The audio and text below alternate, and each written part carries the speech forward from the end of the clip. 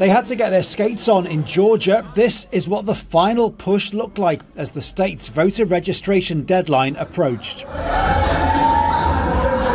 Hip-hop and skating rinks are a world away from the White House, but younger people who hang out in these places are a crucial voting bloc. Getting them off the sidelines and into the voting process is the goal. The youth vote is critical. We know that when young people show up, we change our futures. And so we're really encouraging young people to raise their voices. 18 to 24-year-olds are typically less likely to vote. Just over half asked last year said they plan to in 2024. But those that do could swing this election if the campaigns can nail them down. They have experienced COVID. They are watching wars around the world. They may have different takes, and so their issues could be a little bit different, and so their preferences could be different.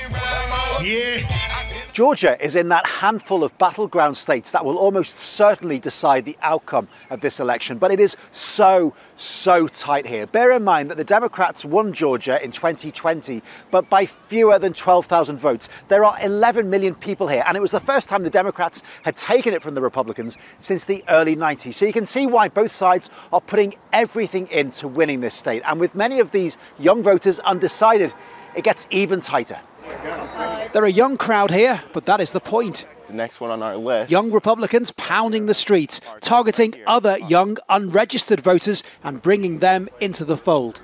We made such a difference when you go up to someone at the door and they're like, oh, a young person actually engaged and knows what's going on? Wow. Everyone matters. Democrat VP hopeful Tim Walz has been out there too, trying to fire up young potential voters. But the Harris campaign's also leaning heavily into social media, with workshops on how to get videos to go viral and catch those all-important eyeballs.